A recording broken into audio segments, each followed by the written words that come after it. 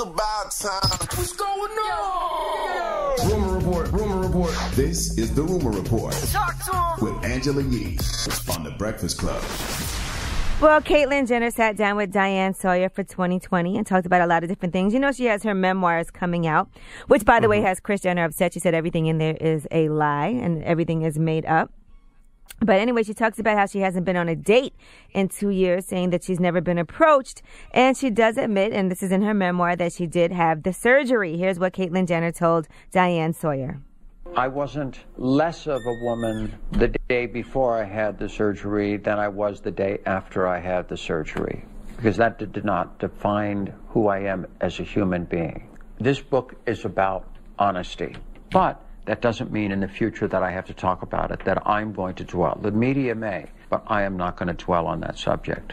You know, and I would make a suggestion to all people out there, don't ask the question. It's not an appropriate question to ask. So Caitlyn cut the PP off?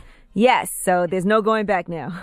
No, I can't go back. That's it, because I know for a little while they were saying Caitlyn was talking about going back and, you know, but now I guess no more penis, so there you go. His ex-wife might have to feel away. Like, she was with him for so long and then all of a sudden you just cut it off and don't want to, like, I would feel away. Oh, she's also like, not really dating. It was fake, you know? She's also not dating anybody at all anymore now, so. Okay. Who knows? Find somebody to love. All right, now Drake. There were these rumors last week that he got this woman pregnant. Layla Lace is her name. And she actually did an interview over at Sirius. Here's what happened in her interview where she said about Drake getting her knocked up. Let me tell you something. And I'm going to just make this clear. I have a child. I'm a mother already. I know who I sleep with unprotected. Period. It's 100% sure. He knows it. So at the end of the day, he pretty much was just like, oh, what's wrong? And then I told him, and then he pretty much was like, I'm going to call you back. And the phone calls just stopped. Everything stopped. All right. Now, according to Drake's side of things, Drake has not even commented on this. And the reason is that the claim is so ridiculous. He hasn't even tried to put his team on her or nothing. Now, she also deleted all of these allegations off of her social media. Some people are saying it's because she was threatened with a lawsuit, but other people are saying it's not true. He's never met her and his team never reached out to her. She just did the whole thing for attention. It just seemed funny to me when you reported it last week. Like, Drake, that's not his type. He likes Rihanna, Jennifer Lopez, Bernice Burgos. Like, she doesn't fit in that category. No way, no how, nowhere. Nope. Listen, nope. I don't know if that's the reason, but he hasn't commented on it, and so it just seems that doesn't seem like his type. The whole story seemed crazy. I wonder if you can sue for defamation. He could, but I'm sure she doesn't have no money. Like, what are you going to get? That's the point, right? Just to make a statement. Exactly. Just to make somebody look crazy. All right, now, Mel B.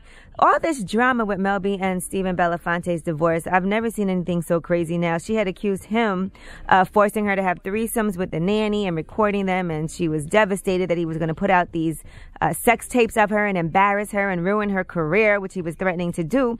Well, according to the nanny, none of that is true. Now, the nanny is now responding back and saying that she actually was having sex with Mel B more than she was having threesomes with them, and that she would have sex with Mel B several times a week with and they had a very sexual and loving relationship. She even included pictures and emails back and forth between the two of them. She said that she met both of them in a bar together and they hired her, and that's how it all went down. So I don't know what's going on, but now the nanny is suing because she's saying that she's embarrassed. A lot of these things have come forward that were very personal about her. An abortion that she had that, according to Mel B, was from her husband, Stephen Belafonte, but the nanny's saying the abortion was from a guy she met in a one-night stand. And she said that whole situation sounds like a mess, like a complete mess. Who do you believe? I think they all have a little bit of wrongness to them. But one thing I can't understand is I have never seen a nanny look like that. Like her nanny, Tiger Woods' nanny, they look decent. All other nannies I've seen never look like that. Well, shout out to your nanny, Envy, if that's what you're trying to say. No, my nanny don't look like that, but I wouldn't indulge in that anyway. Right, and when they hired her, she was only 18 years old. So I guess they hired her because she was attractive, young, and I don't know. I don't know what the real situation is here, but everybody's a lot of he said, she said. But we do know that Mel B's ex-husband feels like Mel B had all kinds of signs that Stephen Belafonte was crazy, and he feels like, his name is Jimmy Golzar, they have a child together, and that's her ex-husband. He feels like she should have did something about this. Here's what he had to say. I always knew that my child was in danger, and it has been denied. I told from child services to judges, lawyers, and they all said that I was like the angry ex, as they call it. I even called Eddie Murphy, because end of the day, his child was there in the house as well. No reaction. Nobody reacted. Right, so he said he knew something was wrong. He even said that he knew that Stephen Belafonte had all these guns in the house.